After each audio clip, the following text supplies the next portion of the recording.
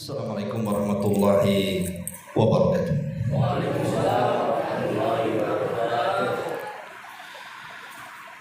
Alhamdulillah. Alhamdulillahi hamdan katsiran tayyiban mubarakan fih kama yuhibbu rabbuna wa yarda.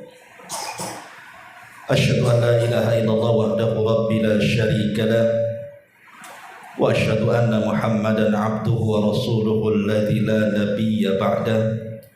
Rabbi ishrah li sadri wa yassir li amri wahlul 'uqdatam min lisani yafqahu qawli, amma ba'du. Hadirin dan hadirat yang dimuliakan Allah Subhanahu wa taala, alhamdulillah di malam hari ini saya ucapkan jazakumullah khairan sudah mengundang saya ke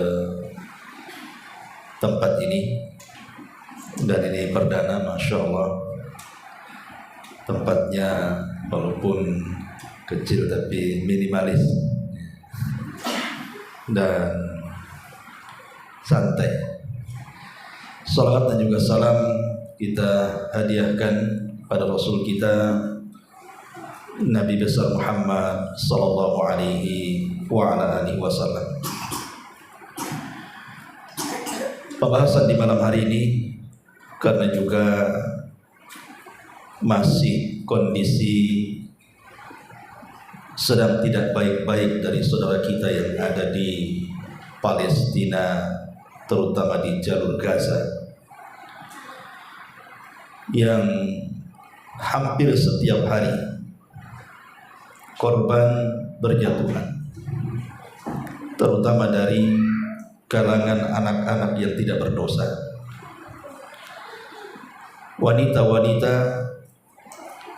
kehilangan anaknya, bahkan anak kehilangan orang tuanya, bahkan orang tua yang tidak sanggup mengangkat senjata pun menjadi sasarannya. Itulah gambaran singkat kondisi saudara kita yang ada di Palestina saja. Pertanyaan pun muncul di benak kita. Kenapa begitu semangatnya orang-orang Yahudi ingin menguasai Palestina? Ada apa di balik Palestina ini?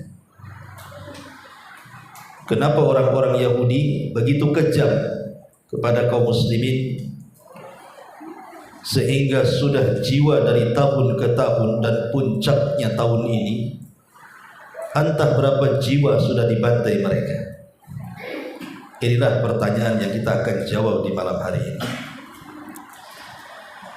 Ma'asyiral muslimin yang dimuliakan Allah Subhanahu wa taala, permusuhan orang-orang Yahudi kepada kita kaum muslimin sebenarnya tidak heran, karena sudah dicatat dalam Al-Quran, di mana Allah Subhanahu wa taala berfirman, la tajidanna asyaddan nas adawatan lil ladzina amanu yahud wal ladzina asyraku. Engkau akan mendapati satu kaum yang sangat keras permusuhannya terhadap orang-orang yang beriman. Siapa mereka? Mereka adalah orang-orang Yahudi dan orang-orang yang menyekutukan Allah. Di sini Allah Subhanahu wa taala tidak menyebutkan Nasrani, karena sebenarnya Nasrani itu lebih dekat kepada kaum muslimin. Makanya di zaman Nabi SAW banyak orang Nasrani yang masuk Islam, bukan hanya satu, ratusan, bahkan ribuan, terutama Nasrani dari Najran, Yaman.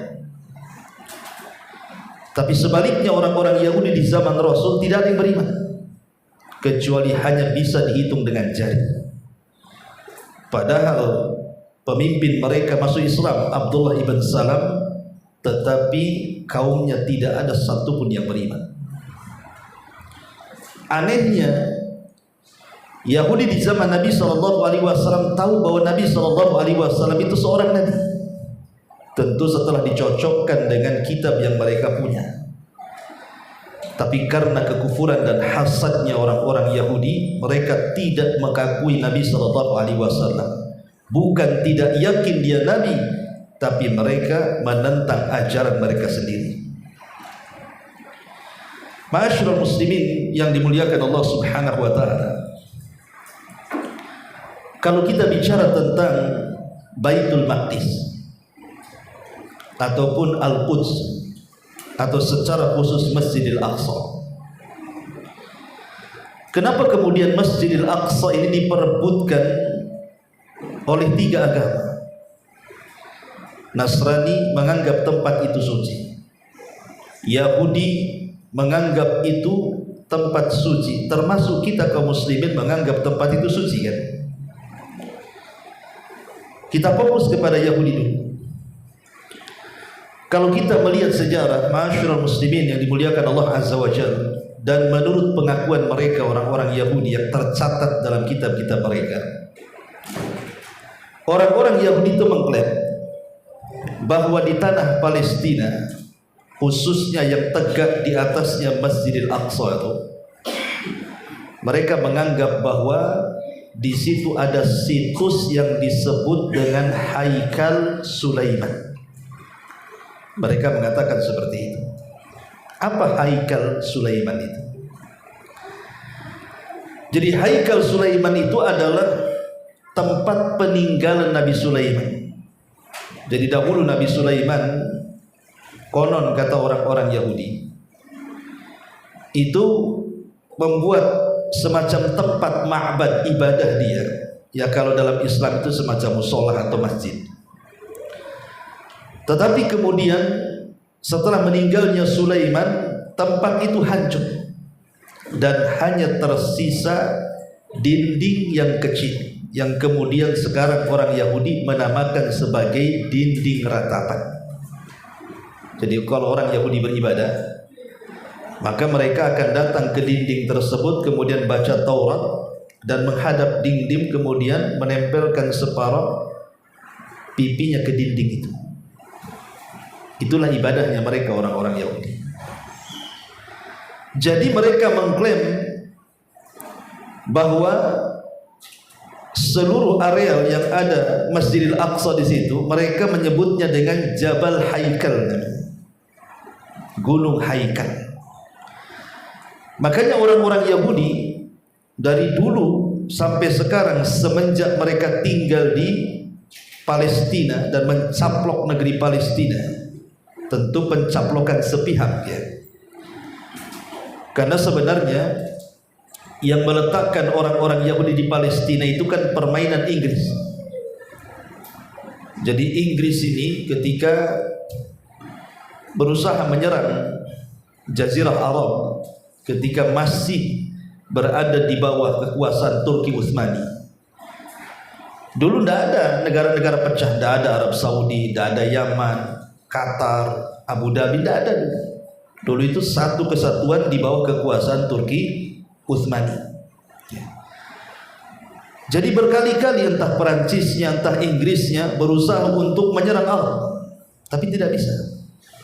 Sampai pada waktu yang Allah takdirkan, Inggris di atas kekuatan untuk meruntuhkan Turki Utsmani. Akhirnya bekerja sama dengan orang-orang Yahudi, terutama orang-orang kaya, orang-orang Yahudi yang ada di Eropa. Karena di Eropa itu orang-orang Yahudi terkenal ahli-ahli ekonomi. Mereka orang-orang kaya. Jadi Inggris ini kemudian menjanjikan kalau seandainya orang Yahudi mau membantu menumbangkan Turki Utsmani dengan uang mereka, maka mereka akan dijanjikan satu tanah. Karena ketika itu orang Yahudi kan centang perenang ada di mana-mana. Terutama setelah kemudian di zaman orang Yahudi dihabiskan oleh orang-orang Romawi dan dibawa ke Eropa. Sejak itulah orang Yahudi banyak hidup di Eropa. Nah, baru setelah kemudian tumbangnya Turki Utsmani pada Perang Dunia Pertama, akhirnya kemudian Inggris pun sebagai balas jasa dan balas baik kepada orang-orang Yahudi yang sudah banyak menyokong dengan dananya untuk meruntuhkan Turki Utsmani, kemudian mencari cara kemana harus mereka ditinggalkan, tempat mana yang layak. Kemudian ada yang menganjurkan di Afrika dan begitu seterusnya, tapi Yahudi menolak. Mereka ingin dibuatkan negara di Palestina dengan alasan sejarah. Mereka mengatakan karena itu tanah kakek buyut mereka. Maka akhirnya kemudian Inggris pun mengiyakan. Kemudian akhirnya entah dengan bagaimana caranya, wallahu a'lam, dengan sepihak akhirnya Inggris kemudian mencaplok Palestina dan mendudukan orang Yahudi di situ. Namanya pendatang, ikhwan. Apalagi orang Yahudi itu kan merasa mereka paling tinggi derajatnya, yang lain itu hina di mata mereka. Orang Arab tidak terima. Terjadilah perang dengan orang Arab. Tapi karena memang disokong oleh negara kuat, Inggris kan ketika itu negara besar, negara kuat kan gitu ya. Kemudian disokong dengan Amerika juga, kalahlah Arab ini. Akhirnya kemudian orang Israel pun berhasil menduduki tanah Palestina. Kemudian akhirnya dibagi. Ini Palestina dari sini sampai di sini, ini Israel dari sini sampai di sini. Tetapi dengan kecurangan orang-orang kafir Inggris itu, akhirnya yang dimerdekakan justru Israel dan Palestina. Sampai hari ini satu-satunya tanah dari dunia yang ada ini yang belum merdeka cuma Palestina. Satu dunia ini sudah merdeka semua, kecuali Palestina belum merdeka. Ada apa ini kan begitu? Ma'asyiral muslimin yang dimuliakan Allah Azza wa Jalla, belum lagi setiap hari orang-orang Yahudi itu kan berusaha menambah tanah mereka. Palestina kan terbagi dua. Ada yang disebut dengan jalur Gaza. Jalur Gaza ini sulit orang-orang Israel itu untuk mencaplok, karena di situ perjuangannya ngeri, terutama orang-orang Hamas dan yang menyokongnya. Mereka siap perang masalahnya. Tapi kalau tepi barat, yang di situ ada Masjidil Aqsa, ya, itu di bawah otorita Israel. Jadi listriknya dari Israel, airnya dari Israel, kemudian pasokan-pasokan makanan semua dari Israel. Ini kalau diputus habis di jalur barat tuh, ya, tepi barat itu. Makanya setiap hari ini orang-orang Yahudi ini datang ke tepi barat ini. Terkadang mereka mengusir satu RT, diusirnya semua, suruh pindah kemana. Nanti kemudian orang-orang Yahudi ini menyuruh kepada orang-orang Yahudi yang ada di mana-mana, suruh datang ke Israel menduduki tempat itu. Nah, dapatlah satu RT. Nanti dikembang lagi 2 RT, makin luas begitu kan. Atau dengan cara membeli. Umpamanya ada warga Palestina mau jual lahan, harganya umpamanya 500 juta. Mereka siap membayar 2 miliar, 3 miliar. Lebih besar daripada tawarannya. Yang penting orang Palestina pergi.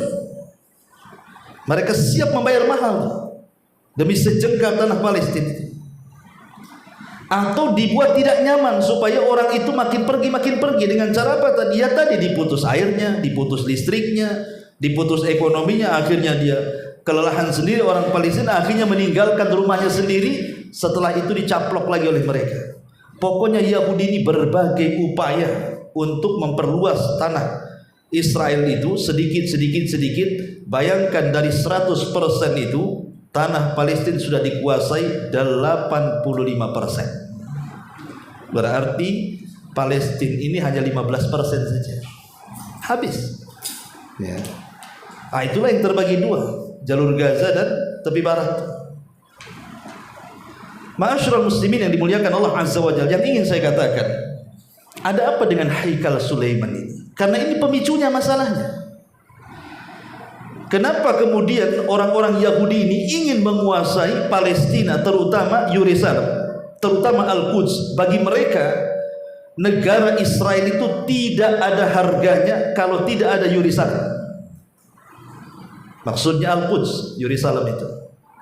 Dan Yerusalem tidak ada harganya kecuali ada Haikal Sulaiman. Begitu falsafahnya mereka. Jadi negeri Israel itu tidak ada harganya kecuali ada Yerusalem, dan Yerusalem tidak ada harganya kecuali ada Haikal Sulaiman. Dan yang tersisa dari haikal Sulaiman itu ya dinding ratapan itu. Kemudian sekarang orang-orang Yahudi itu berusaha mencari situs pondasi yang pernah dibangun Sulaiman, yang hanya ukurannya 30 kali 30 lah begitu. Ya semacam musola lah kan begitu. Masjid lah 30 pondasi itu. Jadi mereka menggali lubang di bawah Masjidil Aqsa. Dilobangi mereka itu, mencari pondasi-pondasi itu. Tapi sampai sekarang belum ketemu. Makanya orang yang sholat di Masjidil Aqsa itu tidak boleh banyak-banyak. Kalau banyak-banyak bisa gebrok kan begitu ya, karena sudah lubang bawahnya masalahnya. Dicari haikal itu. Tentu ini kan cerita mereka mencari haikal itu. Sengaja orang-orang Yahudi mendoktrin orang-orang Yahudi itu dengan ajaran mereka. Kan Al-Quran sendiri yang mengatakan yuharrifunal kalima'am mawadi. Mereka itu suka menghapus-hapus, merubah-rubah ajaran kitab-kitab mereka. Haikal itu tidak ada sebenarnya, tapi mereka mencarinya, dan itu terus digaungkan ke dunia untuk memperkuat bahwa Palestina itu tanah mereka. Itu intinya di situ. Kemudian mereka membuat sebuah khurafat keyakinan bahwa haikal itulah kunci dari kemenangan dunia bagi orang-orang Yahudi. Kalau haikal itu ditemukan, kemudian dibangun, dirobohkan Masjidil Aqsa, dibangun haikal, mereka berkeyakinan maka orang yang selama ini mereka tunggu-tunggu kedatangannya untuk memimpin perang, menguasai dunia akan tercapai. Kenapa kemudian orang-orang Yahudi berusaha menguasai Al-Quds? Dan hari ini mereka kuasai kan. Kita kalau masuk Masjidil Aqsa nggak sembarang masuk, bayar pajak, masuk Israel, duitnya kan begitu. Karena itu di tepi barat masalahnya kan, di bawah otorita Israel. Jadi mereka menganggap bahwa kalau haikal itu ditemukan secara utuh, kalau sekarang kan cuma ada di dinding ratapan itu saja, mereka maunya ditemukan secara utuh, kemudian akan dibangun haikal itu, kemudian Masjidil Aqsa dirobohkan, kemudian mereka meyakini bahwa ketika itu Mesias mereka akan datang, penolong mereka akan datang yang akan menguasai dunia. Dan dalam keyakinan kita ahli sunnah, orang Islam, yang dimaksud orang yang ditunggu-tunggu Yahudi itu adalah Dajjal. Jadi mereka sedang menunggu Dajjal. Bagi mereka Dajjal itu penolong yang akan membimbing orang-orang Yahudi menguasai dunia lewat tangan Dajjal.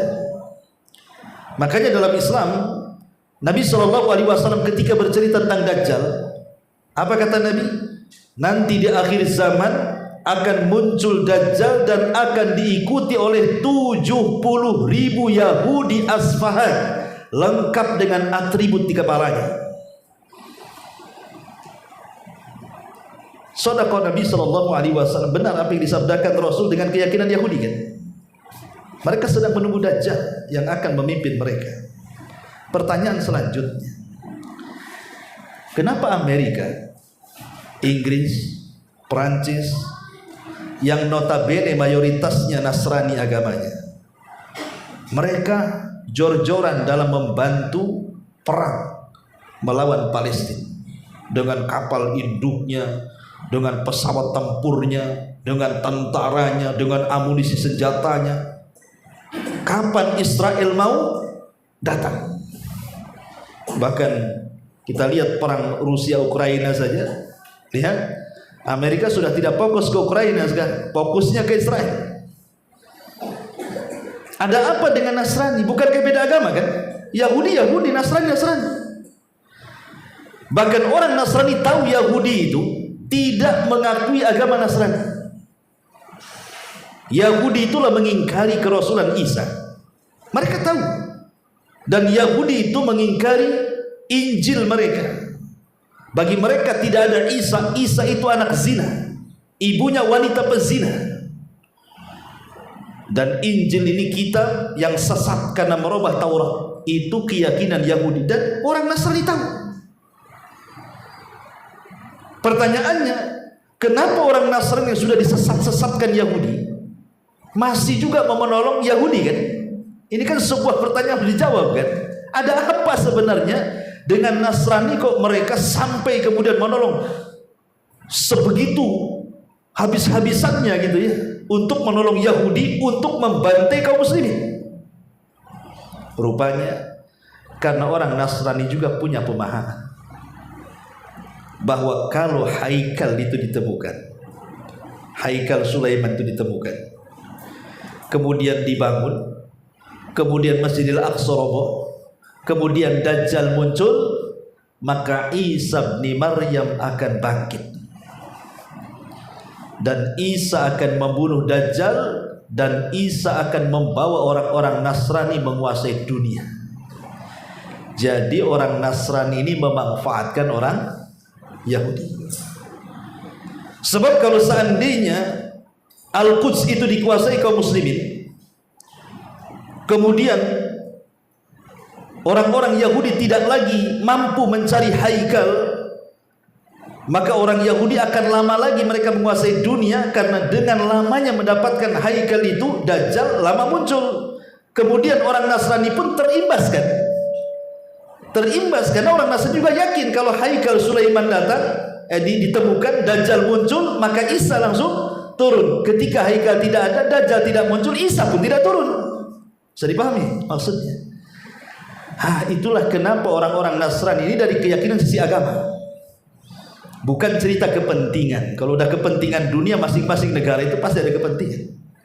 Tidak mungkin tidak ada kepentingan Amerika membantu Israel, ataupun Inggris, ataupun Perancis, atau Indianya, kan itu.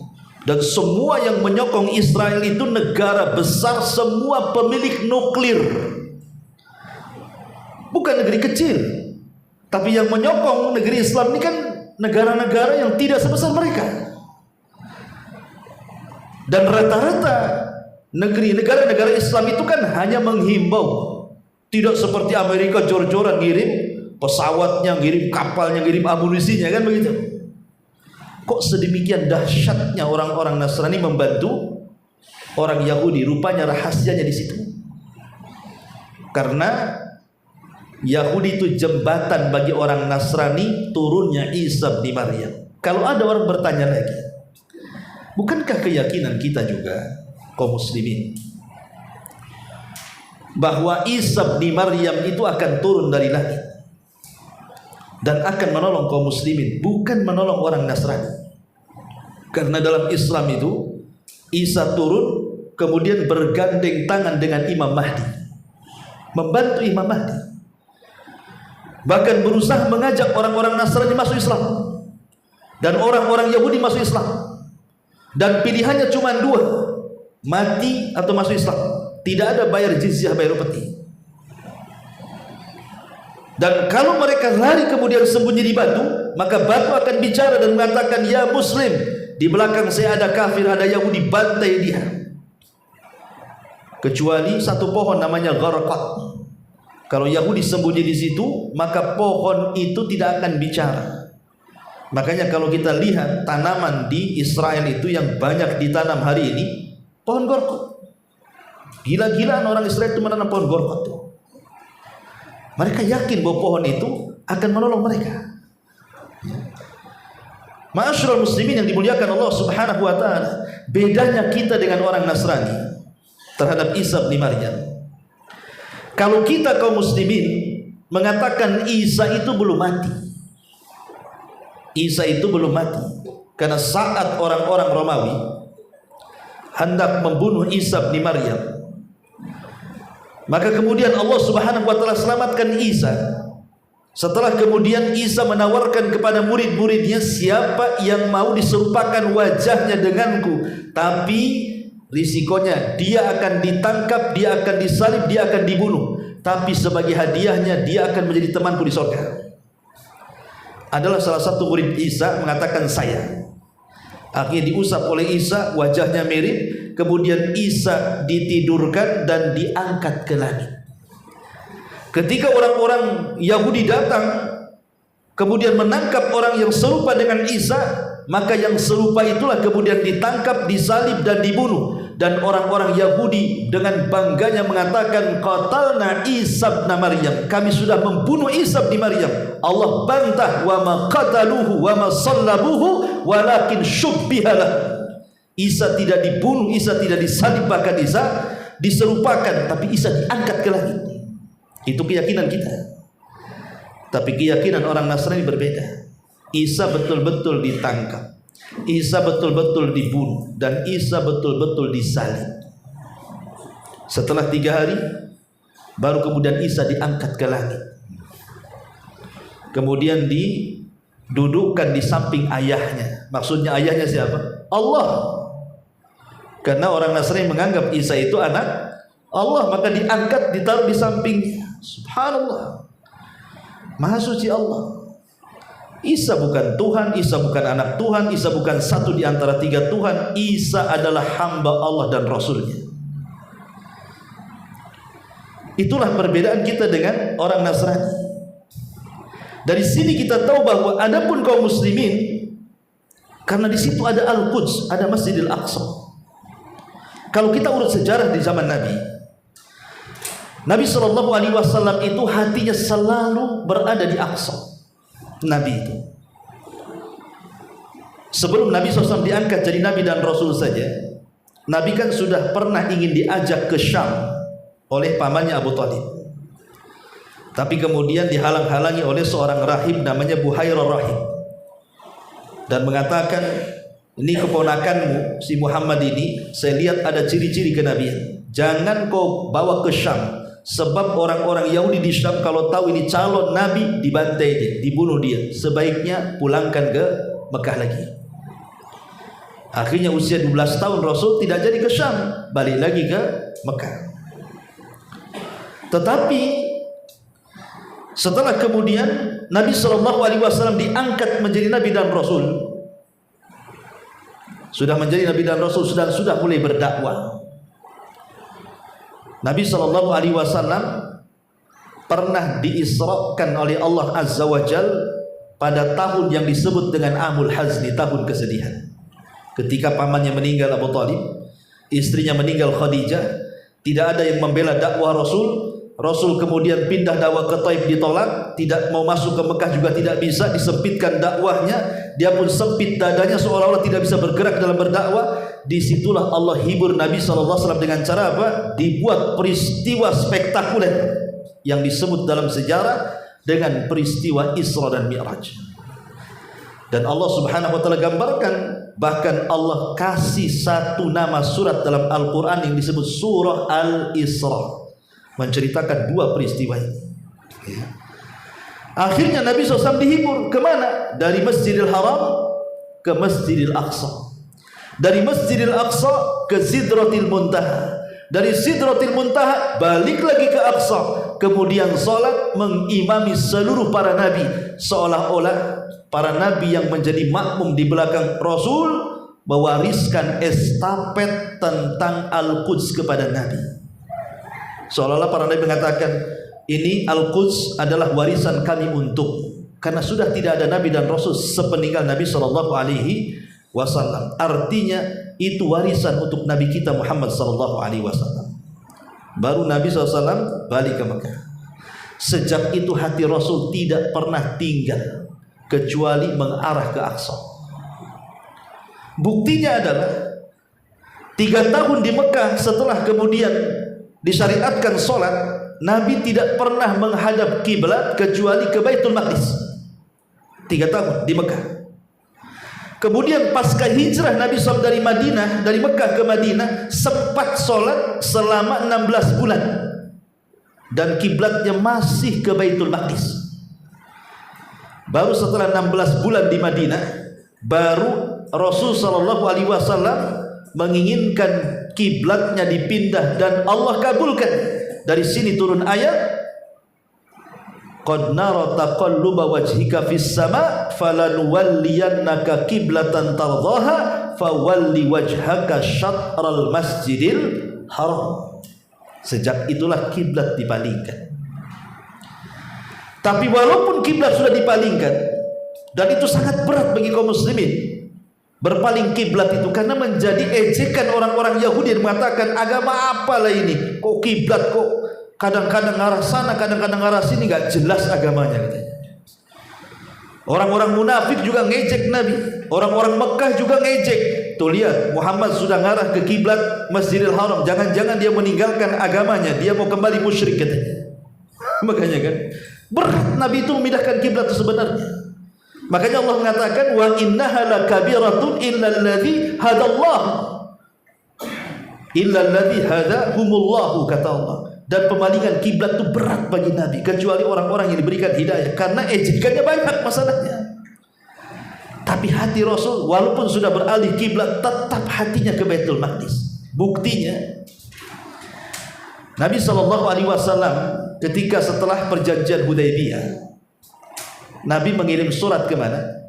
Ke Herakli. Herakli siapa? Pemimpin Romawi yang menguasai Al-Quds. Disuruh masuk Islam. Pada awalnya Herakli itu sudah hampir dapat hidayah, tapi karena takut kekuasaannya lengser, akhirnya dia tidak mengakui. Tapi surat dari Nabi disimpannya baik-baik. Lain dengan penguasa Kisra, penguasa Persia, dirobeknya itu surat Nabi.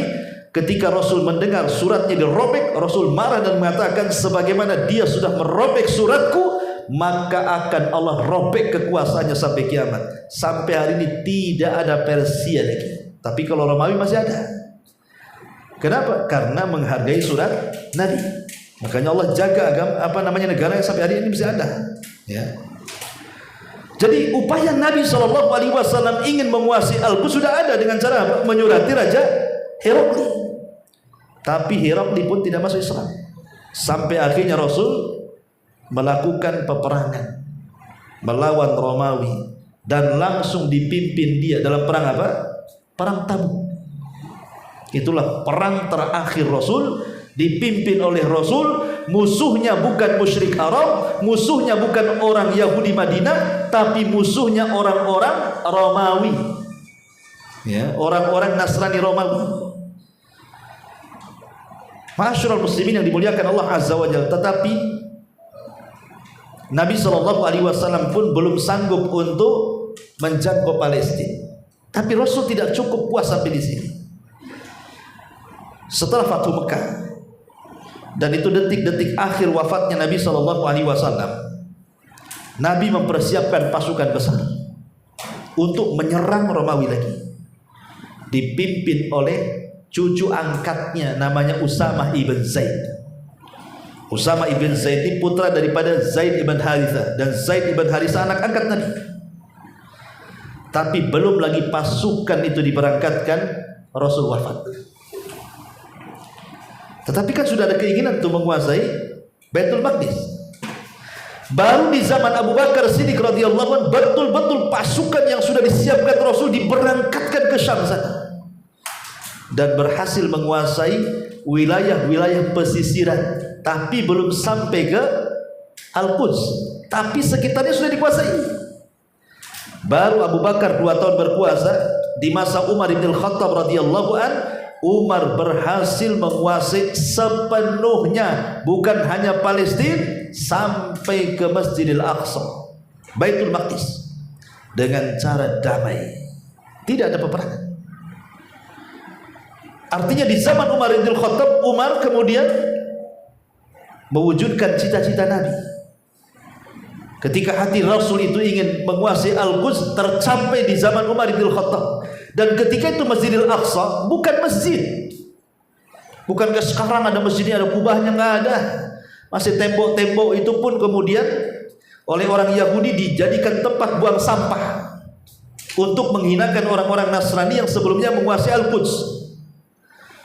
Makanya oleh Umar bin Khattab dibersihkan tuh. Kemudian dibangun masjid. Jadilah Masjidil Aqsa. Kemudian setiap setiap daulah berikutnya memperbaiki, sampai sekarang lah kita lihat itulah Masjidil Aqsa. Jangan tuh bisa lihat YouTube, klik ada tuh Masjidil Aqsa.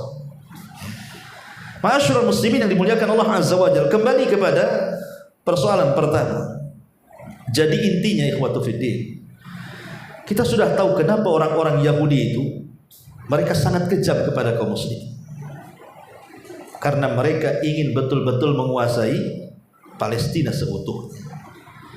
Ingat ketika Presiden Amerika sebelum Biden itu, Donald Trump, itu betul-betul bercita-cita ingin menghapuskan Palestina, kemudian menegakkan negara Israel Raya. Kalau bisa nggak ada lagi Palestina, semua jadi Israel Raya. Tetapi Allah Subhanahu wa Ta'ala belum mentakdirkan mereka sanggup untuk merampasnya, dan mereka tidak akan sanggup. Dan Palestina tidak mungkin hilang dari peta dunia. Kan Nabi SAW pernah mengatakan kepada salah seorang sahabatnya namanya Ibnu Hawalah. Ibnu Hawalah ini diutus oleh Rasul perang, kalah. Ya namanya perang, kadang-kadang kalah, kadang menang, kan itu wajar kan itu ya. Jadi dia datang kepada Nabi SAW sambil kusut karena kalah. Dipegangnya lah tangan Nabi itu di atas kepala Ibnu Hawalah dan mengatakan, ya Ibnu Hawalah, kelak kalau seandainya Baitul Maqdis akan menjadi pusat kaum muslimin, maka disitulah akan banyak bala, bencana, gempa, dan begitu seterusnya.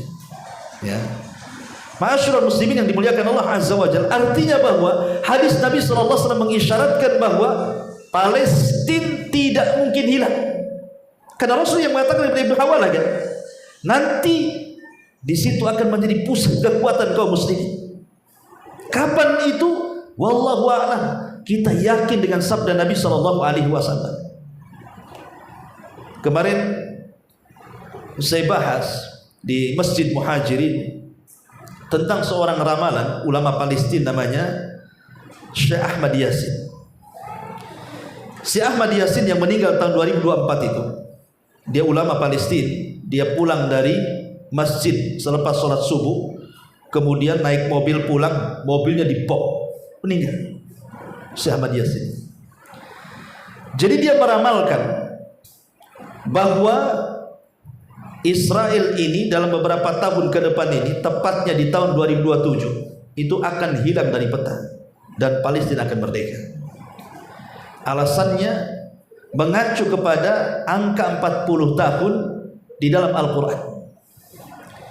Jadi Syekh Ahmad Yasin mengatakan bahwa Allah Subhanahu wa Ta'ala berfirman, arba'ina sanatan yatihuna fil ardi.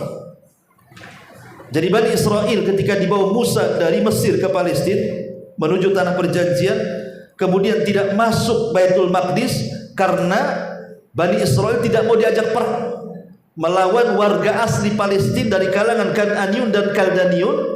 Akhirnya karena tidak mau perang, bahkan lancang kepada nabinya dan mengatakan kepada Musa, idhab anta wa rabbuka faqatila inna hahuna qaidun. Hai Musa, kalau kau ingin berperang, perang sana bersama Rabbmu berdua. Kami duduk-duduk di sini. Nanti kalau sudah menang baru kami masuk, katanya. Kurang ajar enggak? Kurang ajar Bani Israel ngomong sama Musa kayak gitu. Akhirnya sebab inilah turun azab. Mereka enggak bisa keluar dari padang pasir itu. Keliling di situ saja enggak bisa keluar. Makanya disebut negeri linglung, disebut tih, padang pasir yang terhampar. Mau balik ke Mesir tidak tahu jalan, mau masuk juga nggak bisa lagi. 40 tahun. Setelah 40 tahun Harun meninggal di situ, Nabi Musa meninggal di situ. Baru setelah 40 tahun lahirlah seorang nabi penerus Musa. Siapa? Yusa ibn Nun. Yang dalam sejarah Yusa ibn Nun ini pembantunya Nabi Musa ketika mencari Khidir untuk belajar, yang disebutkan dalam surah Al-Kahfi itu. Jadi setelah 40 tahun muncul pendekar Yusa ibn Nun. Yusa ibn Nun inilah yang memerdekakan Baitul Maqdis setelah 40 tahun. Israel, kalau kita lihat berdirinya sampai hari ini, itu sudah tua, ya, sudah hampir mungkin 80 tahunan, 70 tahun lebih, sudah tua. Tapi Hamas ini, kata beliau, itu usianya baru 30 tahun lebih. Dan angka 40 itu angka siklus, kayak antum nih, dari umur setahun sampai 40 tahun itu kan lagi kuat-kuatnya tuh, lagi semangat-semangatnya, ya. Dan puncaknya di usia 40 tahun, puber kedua lah bahasanya. Kalau poligami betul. Gitu, puber kedua itu ya kan 40 tahun itu kan lagi jaya-jayanya tuh kalau orang tuh. Makanya kenapa Nabi itu diangkat di usia 40 tahun kan? Kenapa? Karena sudah dewasa, cara berpikirnya juga sudah luas, dan sebagian besar nikmat Allah sudah diturunkan. Rata-rata usia 40 tahun sudah punya anak, punya istri, punya pekerjaan, punya rumah. Artinya sebagian besar nikmat Allah kan sudah turun tuh di usia 40 tahun itu. Artinya itu matang-matangnya. Lah Hamas ini di tahun 2027 itu matang-matangnya pas di usia 40 tahun. Dan Israel sudah tua. Jadi maksudnya begini, ini angka bisa saja menjadi prediksi kekalahan Israel dan kemerdekaan Palestina. Itu ijtihadnya Syekh Ahmad Yasin. Itu bisa lihat di internet ya. Tapi yang namanya ijtihad itu bisa benar bisa salah. Namanya ijtihad. Saya punya pandangan saya bisa terjadi bisa tidak.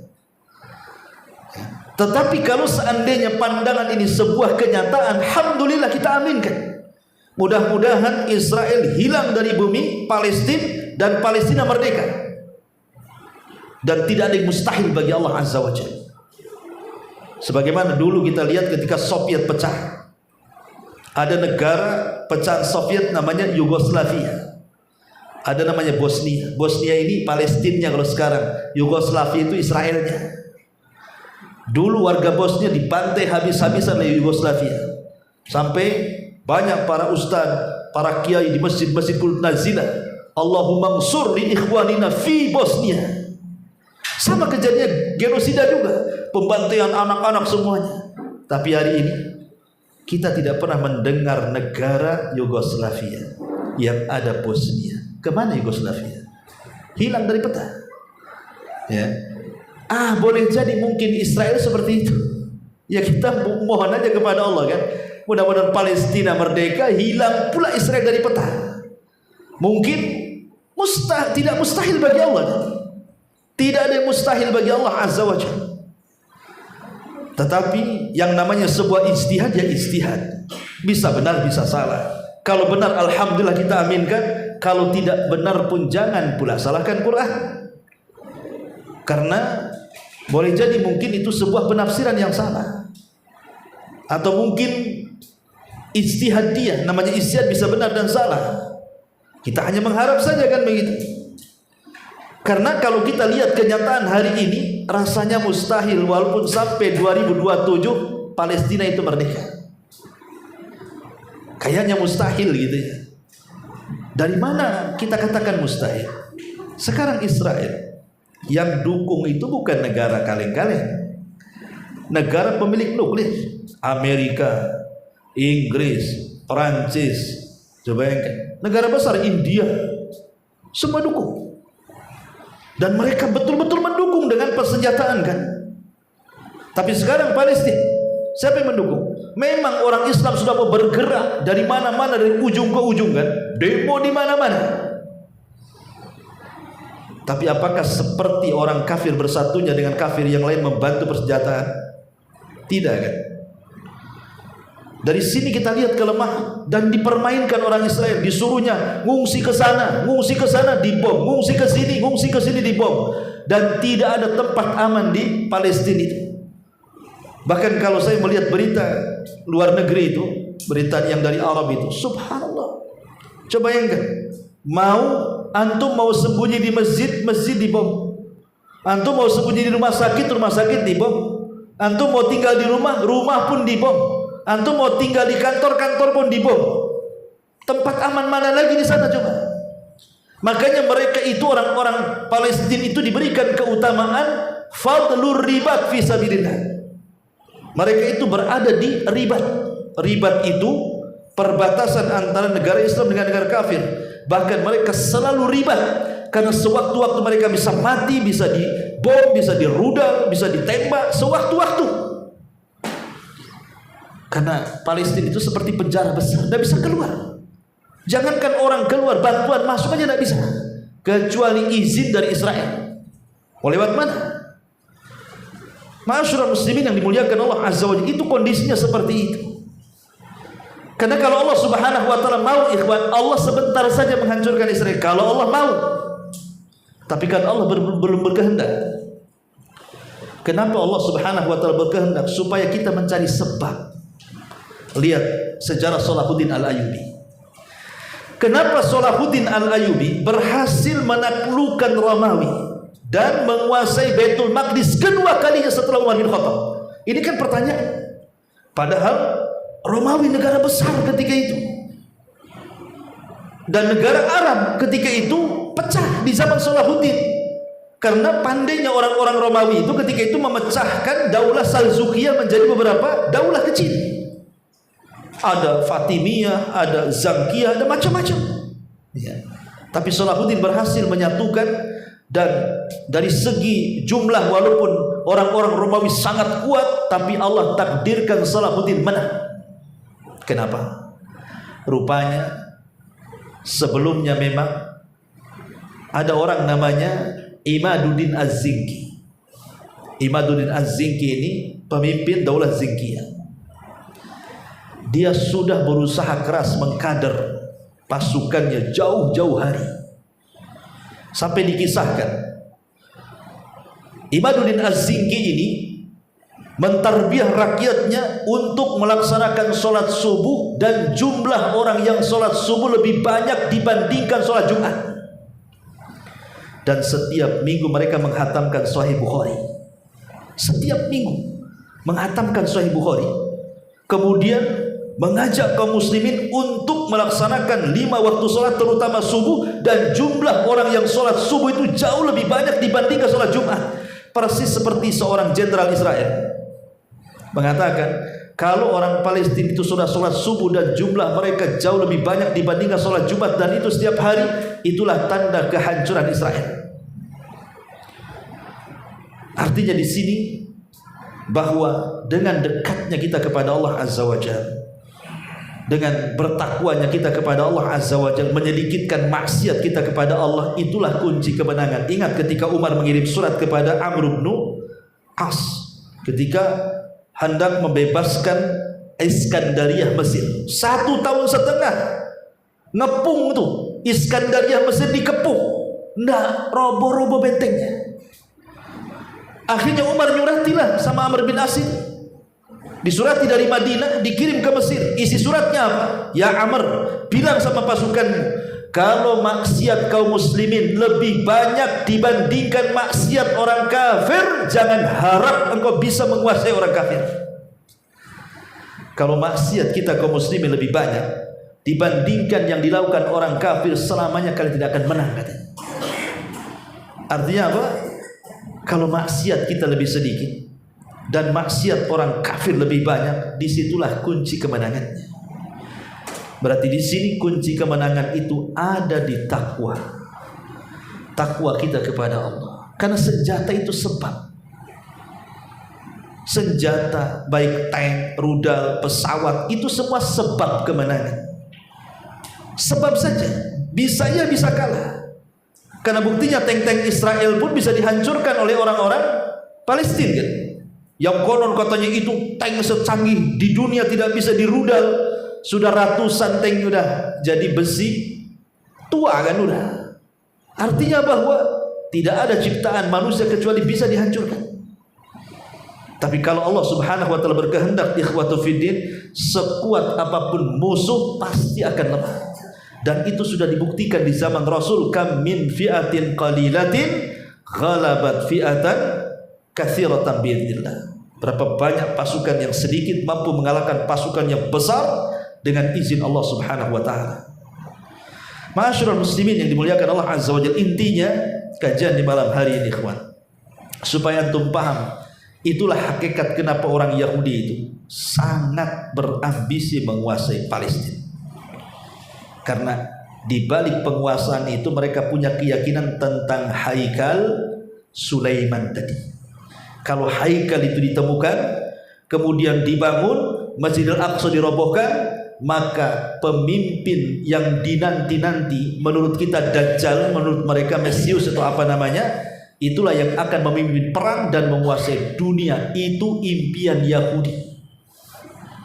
Nasrani cari jembatan.